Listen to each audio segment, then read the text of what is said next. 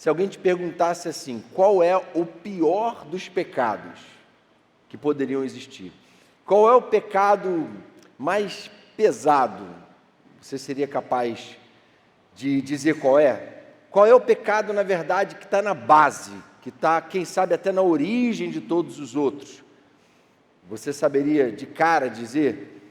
Tem um cara que se arriscou a definir qual é, na visão dele, o pecado mais pesado, mais básico.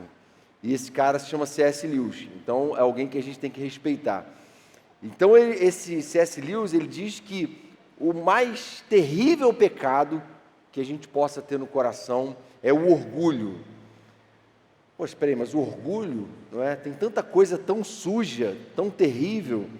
Mas o C.S. Lewis diz o seguinte: o orgulho, ele é o pecado que dá origem a todos os outros pecados. E aí ele argumenta, por que Lúcifer se tornou Lúcifer? Porque ele queria ser como Deus, ele queria ser igual a Deus. E aí o que aconteceu? Ele virou Lúcifer, ele virou Satanás, ele caiu. E ele continua argumentando, por que Adão e Eva comeram, desobedeceram, se rebelaram? Porque queriam ser também como Deus. Há um desejo de ser como Deus, não no bom sentido, de imitar a santidade, a pureza, a humildade dele, mas no sentido de querer ser senhor de si mesmo, no sentido de querer ser senhor das coisas, de exercer poder, de usurpar de Deus a glória dele. Isso está no coração do homem. Por isso que não tem nem como a gente argumentar contra essa ideia de que o orgulho é o pecado que está na base.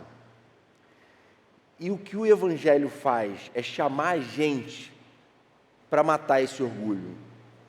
No meio de uma cultura como a nossa, os filósofos definem a cultura pós-moderna como uma cultura muito hedonista. Hedon, no grego antigo, significa prazer, não é? Uma cultura voltada para o prazer, que procura o prazer sem limites morais e que procura fugir de tudo que pode causar dor e sofrimento. E busca no prazer o sentido para a vida. Então, esses gregos defendiam isso, e os filósofos do nosso tempo dizem que a nossa cultura é extremamente hedonista.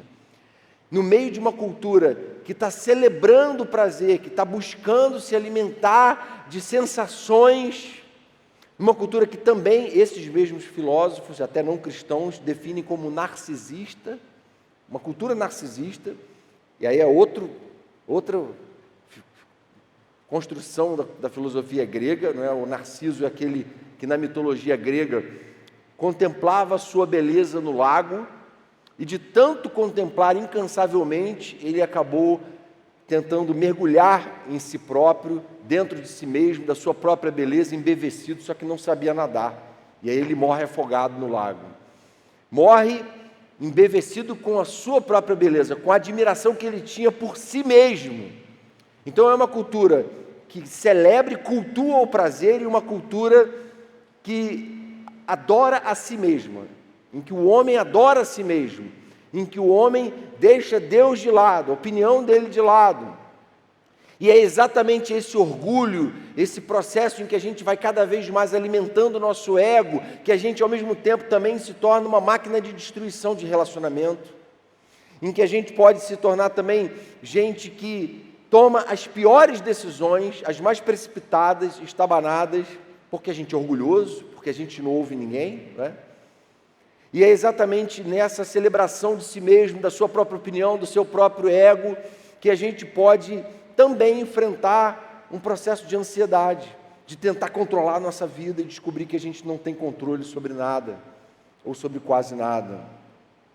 E essa ansiedade muitas vezes produz uma depressão, e a gente vai entrando num ciclo de autodestruição, quando na verdade a gente deixa com isso de buscar sentido para a nossa vida em Deus, naquele que nos criou, daquele que nos ama. E aí o Evangelho vai na raiz do problema, ele vai no âmago, no cerne, ele vai lá no coração do problema, e Jesus vai a fundo. Jesus vai a fundo porque ele podia ir a fundo, porque ele era Jesus e ele deixou um exemplo. Aqui nesse texto que a gente vai ler em João 12, Jesus já estava perto de ser crucificado, se preparando para isso, E aí ele já está falando um pouco sobre o que ia acontecer com ele. Mas ele fala sobre o que ia acontecer com ele, na sua morte, ensinando para a gente também que há uma morte que eu e você precisamos experimentar. Olha o princípio que ele estabelece, João 12, 24. Digo-lhes verdadeiramente que se o grão de trigo não cair na terra e não morrer, continuará ele só. Mas se morrer, dará muito fruto. Aquele que ama a sua vida, a perderá.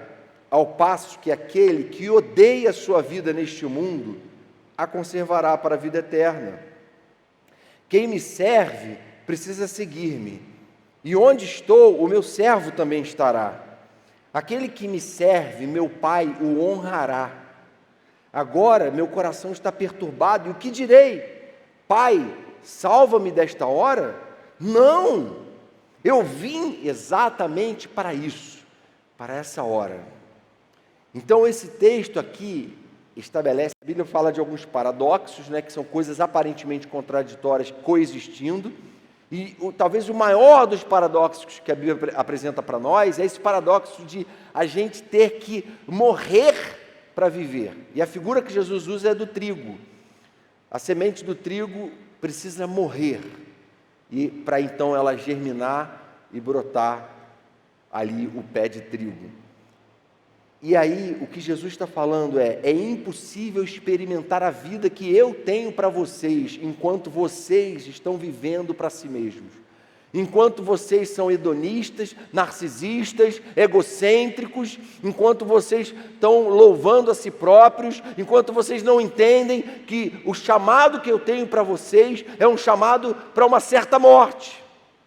É uma morte que não é ruim, não é má, porque ela não vai levar no final das contas a uma morte eterna, muito pelo contrário. Eu estou chamando vocês a uma espécie de morte que vai dar a vocês uma vida em abundância, e uma vida que não dura só aqui nessa existência, é uma vida eterna. Então Jesus ensina todas essas coisas, e a gente aqui muitas vezes, na nossa existência terrena, social, a gente está buscando evidência. Por que lá em Gênesis 11, quando fala da torre de Babel, aquele povo de Babel queria construir uma torre?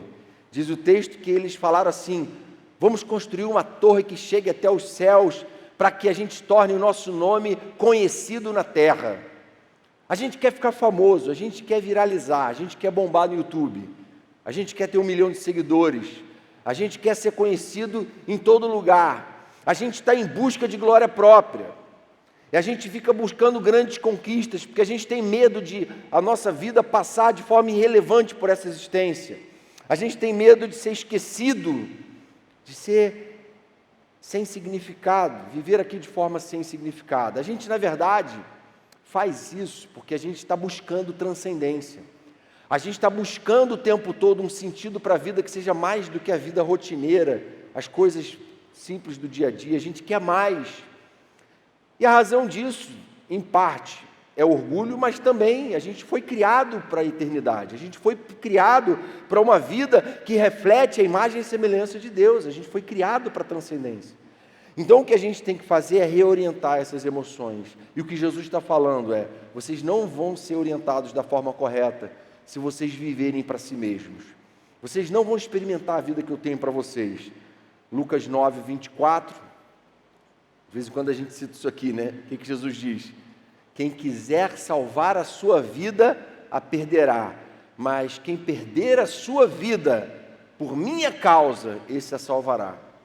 Pois que adianta o homem ganhar o mundo inteiro e perder-se ou destruir-se a si mesmo? Vejam que Jesus não está aqui dizendo o seguinte: olha, vocês têm que desprezar completamente a personalidade que eu dei a vocês. Tem coisas boas que eu criei, com as quais eu criei o homem. Vocês têm que desprezar isso. Vocês têm que desprezar o valor da vida humana no mundo. Não é isso que ele está falando. Seria uma interpretação errada. Ele não quer que a gente suprima a nossa personalidade, porque ele nos deu essa personalidade. Ele não quer que eu e você sejamos gente sem senso crítico, gente que não aprende, que não critica, que não constrói. Não é isso. Tanto é que ele diz que adianta ganhar o mundo inteiro e perder-se ou destruir a si mesmo. O que ele está falando é um tipo de morte para si mesmo, que no final das contas, ao invés de destruir a si próprio, vai construir a si próprio. Mas aí sobre as bases corretas.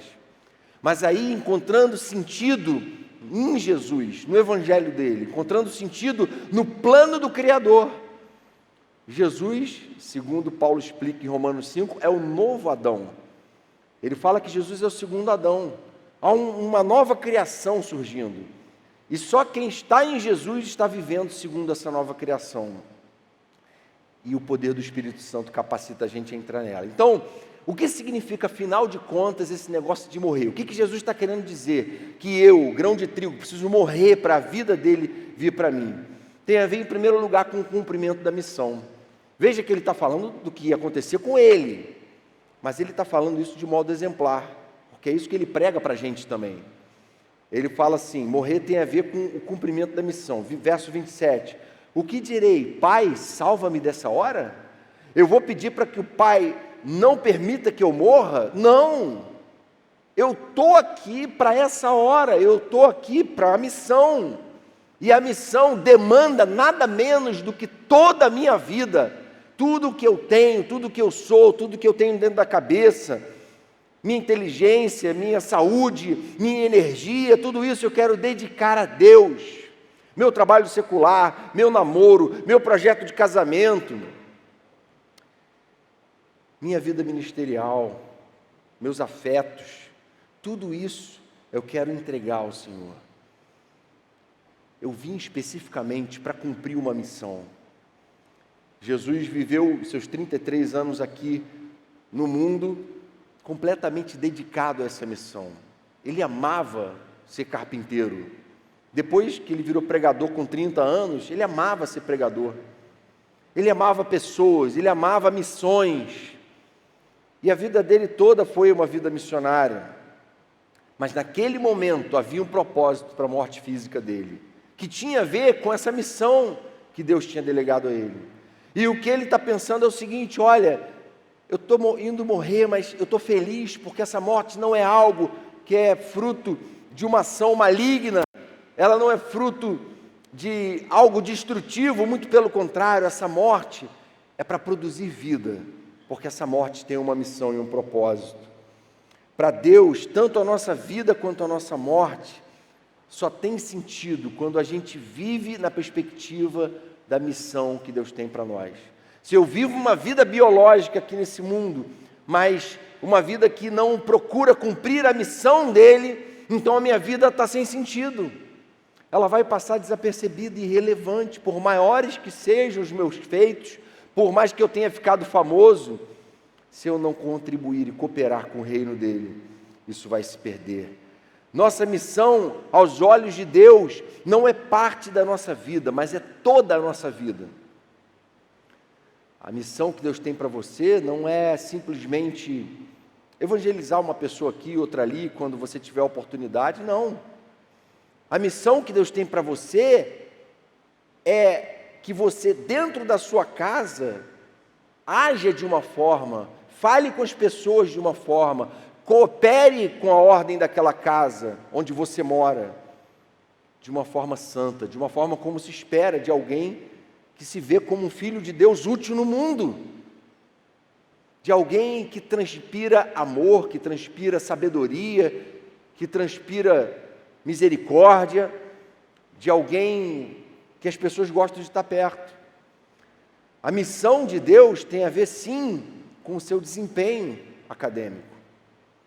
Deus quer te usar em alguma área, você precisa se preparar para servir o reino dele nessa área profissional. E você não vai mais ver o seu destaque acadêmico, o seu destaque profissional como algo que simplesmente é um problema que eu tenho que resolver aqui no mundo, de colocar dinheiro e comida dentro de casa quando eu me tornar um provedor. Não. Eu vejo isso como um meio de glorificar a Deus. Eu quero ser um excelente profissional naquilo que eu vier a fazer, porque eu quero que as pessoas me vejam e glorifiquem ao meu Deus. Eu quero honrar a Deus, sendo o melhor aluno da minha sala. sendo um aluno dedicado. Todos nós temos limitações, nem sempre a gente vai ser o número 1, nem sempre Deus quer que a gente seja o número 1. Mas o que a gente não pode fazer é viver uma vida desleixada, indisciplinada, não. Eu tenho uma missão, e Deus quer que eu cumpra essa missão, e Ele quer que eu busque excelência no cumprimento dessa missão. Isso tem a ver com a nossa vida familiar, tem a ver com a vida acadêmica, profissional, tem a ver com relacionamentos afetivos. Para que eu quero namorar e casar? Não é para o meu prazer, eu não sou hedonista, eu não sou servo de Edom, eu sou servo de Deus. A minha missão não é alcançar o máximo do meu prazer, a minha missão é honrar o meu Deus. Toda a minha vida é para Ele. Se eu vou namorar, se eu tenho plano de casar, é porque eu quero, por esses meios, glorificar a Deus. Eu quero construir um relacionamento sólido, de amor verdadeiro, de amor abnegado, não de amor volúvel, de amor troca-troca, não, eu tenho um compromisso. Eu vou honrar a Deus amando uma mulher. E aí a gente passa a enxergar tudo de forma diferente. A nossa vida gira em torno da missão. O que Jesus está falando é isso. Eu vim exatamente para esse propósito. Foi para isso que eu vim. Eu vim para morrer. Eu vim para não viver a vida que eu queria viver, que eu planejo viver. Não, eu vim cumprir a missão que o Pai delegou a mim. E o que Ele quer que eu e você façamos é que a gente diga a mesma coisa. Eu também estou aqui, Senhor, para morrer para mim mesmo. Eu estou aqui para a sua missão. E eu quero cumprir a sua missão. Eu vi uma frase muito legal de um pastor amigo nosso uma vez pregando, que ele disse o seguinte: você não tem uma missão, Deus tem você para a missão dele. Isso muda a perspectiva totalmente. Não é eu, o meu ministério, a minha, não interessa o que é meu. Deus me tem para a missão dele, Ele tem uma missão, e pela misericórdia dele, Ele pode e quer me usar, e quer te usar. E como é que Ele vai te usar? Sendo missionário na África, na Amazônia? Talvez. Talvez. Então, se é talvez, o que é com certeza? Com certeza é dentro da casa que você mora hoje. Com certeza é na sua sala de aula. É no ambiente que você trabalha. É no meio das pessoas com quem você convive no seu dia a dia. Você tem uma missão aí. E você não vai cumprir essa missão se você é um egocêntrico. Se você não morreu para si mesmo. Se você só pensa em si mesmo. A gente precisa entender que o projeto de Deus é 100% da nossa vida. Você não vai conseguir, por exemplo, se engajar na célula e ter uma boa relação com a célula, duradoura, produtiva, edificante, de comunhão verdadeira, se você não estiver disposto a morrer para si mesmo.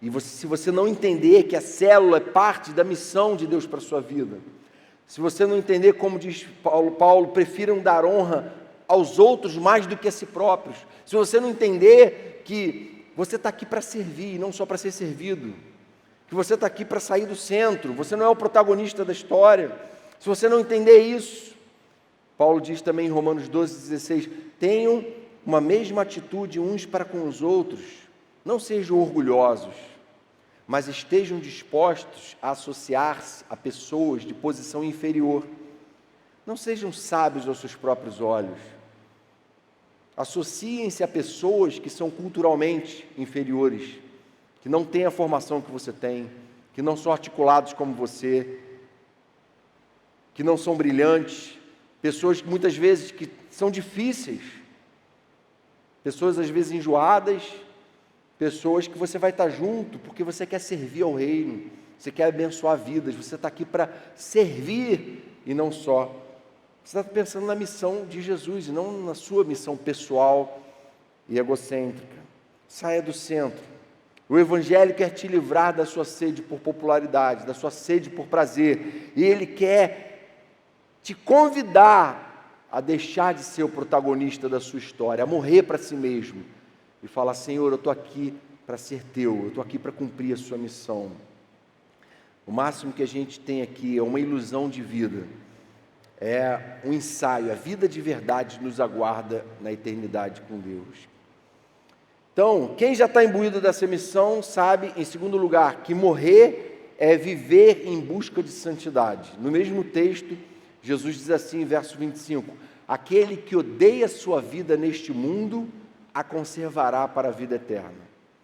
Mais uma vez, quer dizer então que Jesus está desprezando a vida terrena, a vida corpórea.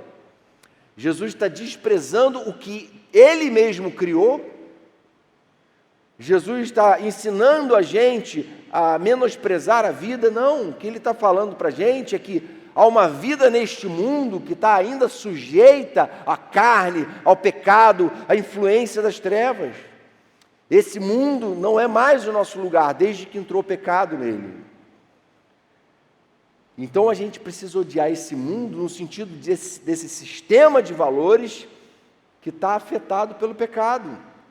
A gente é chamado a odiar a nossa vida neste mundo, não porque a nossa vida em si seja ruim, mas que uma vez que ela está afetada pelo pecado, eu preciso agora viver como cidadão do reino de Deus, com os valores do reino de Deus. Eu preciso me santificar. Jesus está falando dos efeitos da queda. Santidade é um assunto tão fora de moda, quanto é um assunto que a Bíblia trata de capa a capa. A busca por santidade, isso é morrer para si mesmo, né? Eu não estou aqui para ser alguém que vai seguir os seus próprios parâmetros morais. Eu que vou dizer o que é certo e o que é errado. Todo ponto de vista é a vista de um ponto, não é? Não foi isso que o filósofo disse, humanista, secular?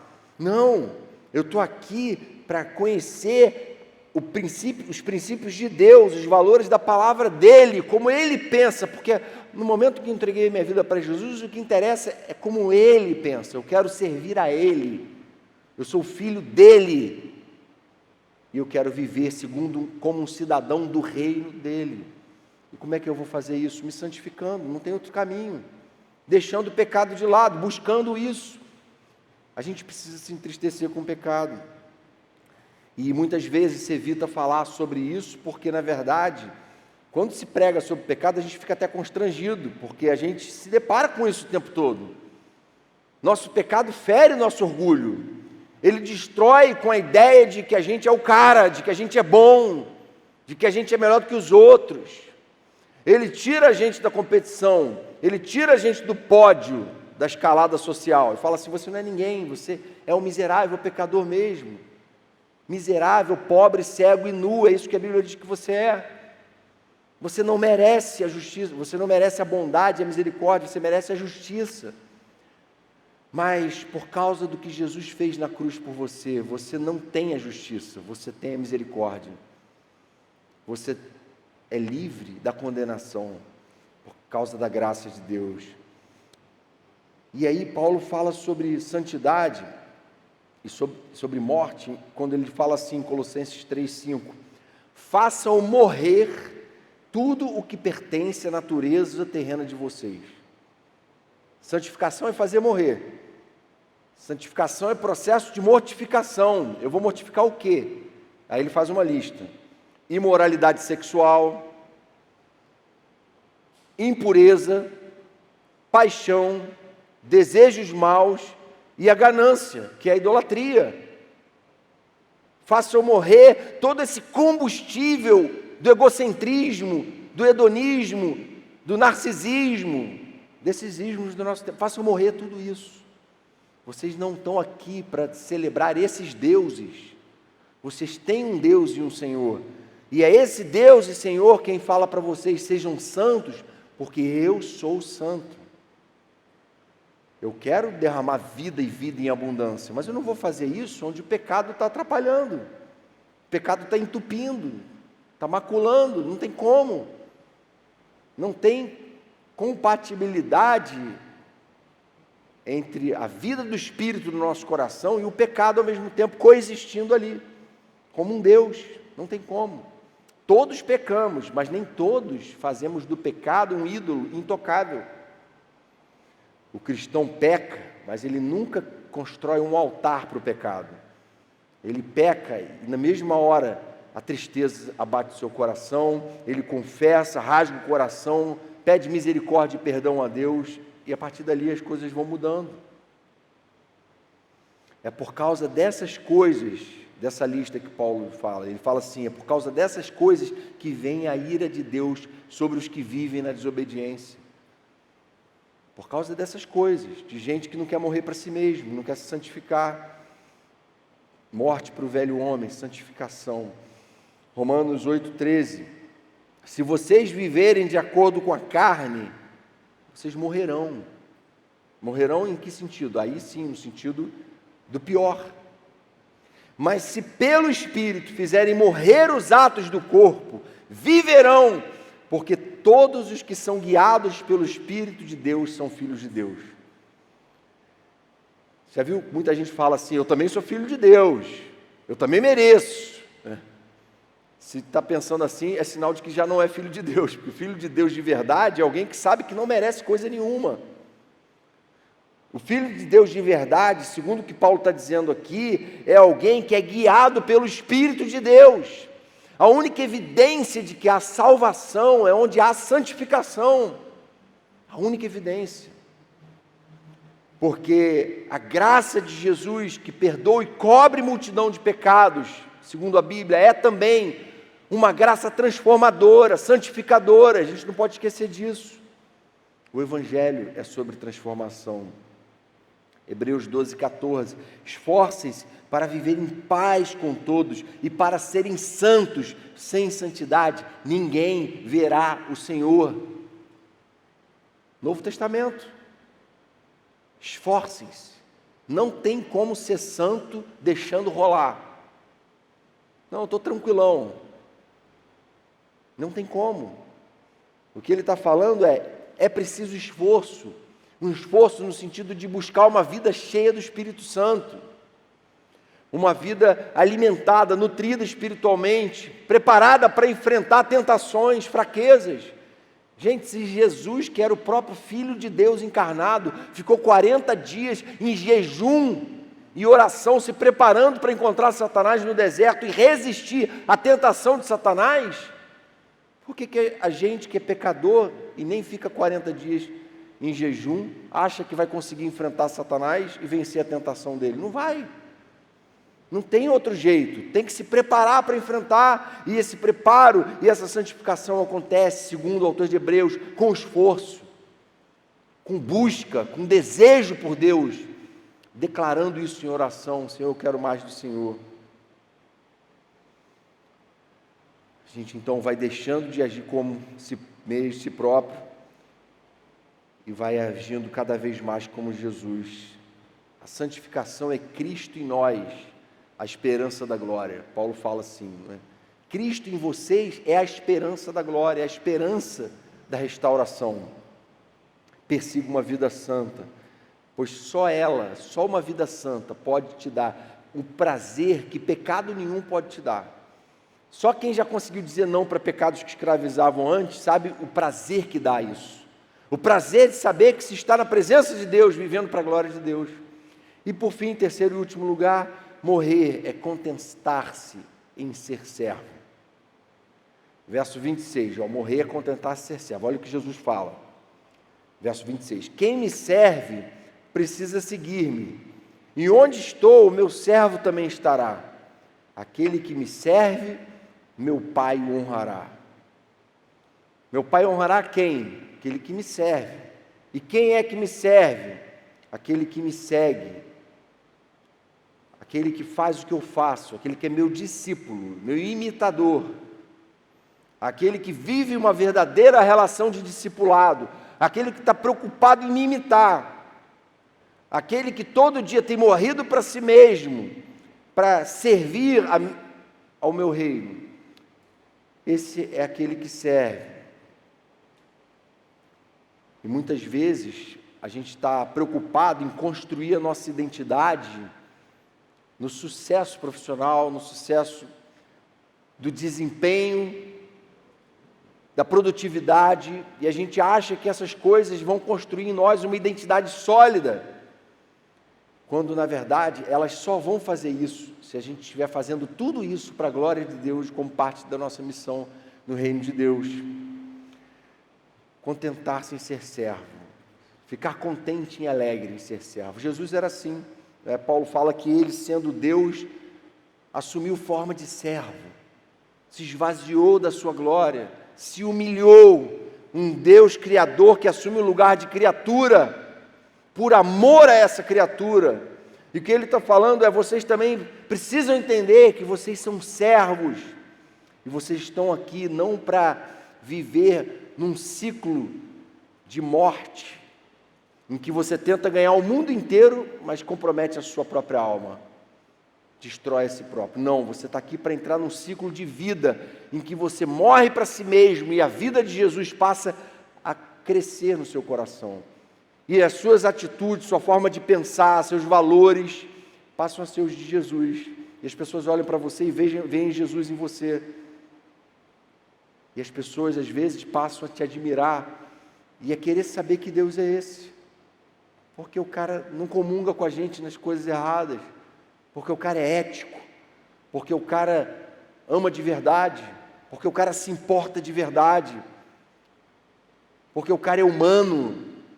E quanto mais parecido com Jesus, mais humano a gente é. E quanto mais vazão a gente dá para o pecado, mais desumano a gente se torna. Mais destruído. Mais distante da imagem e semelhança de Deus. Então morrer é ser servo. Jesus não construiu sua identidade a partir do fazer, mas ele fazia a partir da identidade que ele havia recebido do Pai. Eu e você precisamos entender que dentro dessa missão em que a gente é chamado a se santificar, a gente é chamado a se santificar para servir, para olhar para fora.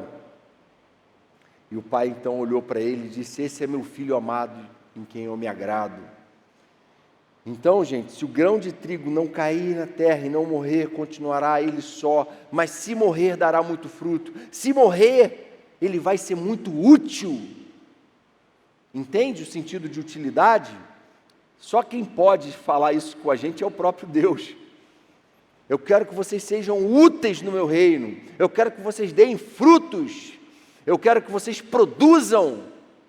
E eu tenho, Deus falando, tem condições de exigir isso de vocês, porque eu sou o Criador de vocês. E a vida de vocês é minha. E eu tenho essa missão para vocês. Só que vai ser impossível vocês conhecerem essa missão e cumprirem essa missão se vocês não morrerem para si mesmos. Se vocês não fizerem essa oração constantemente: Senhor, eu não estou aqui para mim mesmo, eu estou aqui para o Senhor. Eu sou o Teu, eu quero viver para a Tua glória. O gol não é uma galera que eu vou lá sábado à noite, trocar uma ideia, conviver, ver gente bonita. Não, tem algo muito maior do que isso. Ali é um lugar onde eu vou para saber de que forma Deus quer me usar, enquanto eu adoro Ele, e eu me disponho, e falo com os líderes: Felipe, galera, o que eu posso fazer para ser útil aqui? Porque eu quero ser útil no reino de Deus. Eu quero ver a minha vida sendo usada por Deus para abençoar outras vidas. Por quê? Porque eu morri para mim mesmo.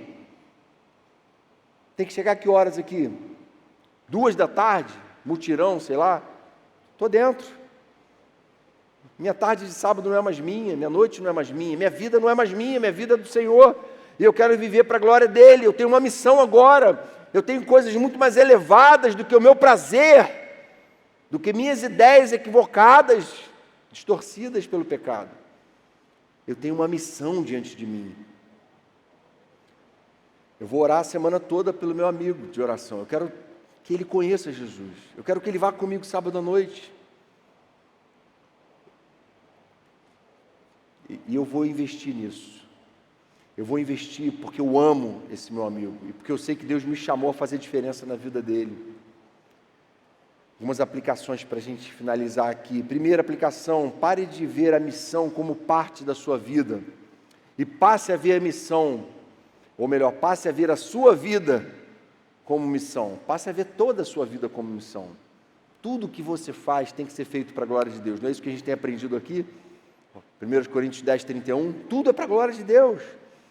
Então, faça essa oração todo dia para Deus. Não faz só hoje à noite não, faz todo dia. Senhor, eu não estou aqui por minha causa. Eu não tenho o que eu tenho para mim. Eu não sou quem eu sou para mim. Eu sou quem eu sou e eu tenho o que eu tenho para o Senhor, para a Tua glória, porque minha vida é Tua. E não há prazer maior do que saber que eu estou no centro da Tua vontade. Talvez você esteja pensando assim: cara, eu não consigo dar bom testemunho nem dentro da minha casa. Faz essa oração para Ele. Senhor, começa dentro da minha casa. Eu não estou sendo alguém que morreu para si mesmo dentro de casa. Estou sendo uma pessoa extremamente egoísta, preguiçosa, infrutífera, inútil. Senhor, eu me envergonho disso. Que as coisas mudem daqui para frente. Porque toda a minha vida é parte dessa missão e eu quero viver ela para a Tua glória. Segunda aplicação, persiga uma vida santa.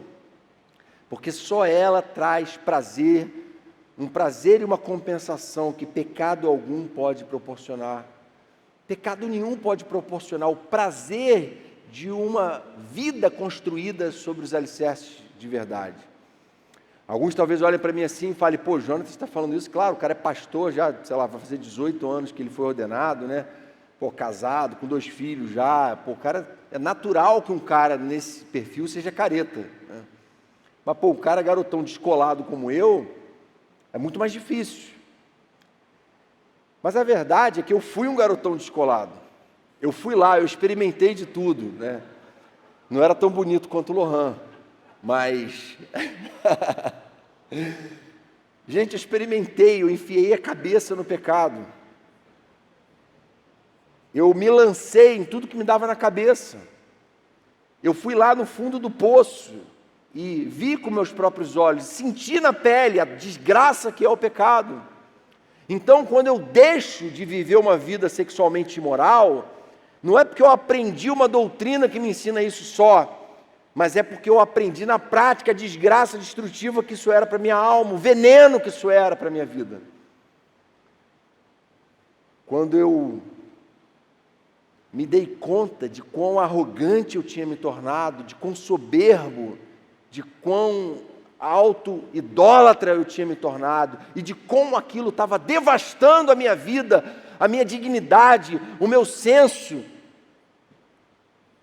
diante da imagem de Deus que eu fui criado para viver, eu senti na pele isso. E aí só a partir do momento que eu persegui santidade foi que minha vida ganhou sentido. E o prazer de saber que eu estou construindo uma vida por causa dessa operação do Espírito no meu coração e do fato de eu ter me colocado nas mãos dele em busca disso.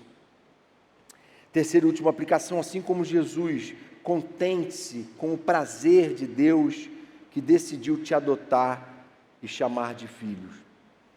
Contente-se com o prazer de Deus que olhou para Jesus e disse assim, esse é meu filho em quem eu me agrado. Esse é meu filho que eu vejo como missionário. Esse é aquele que eu separei para ser um servo, para cumprir uma missão.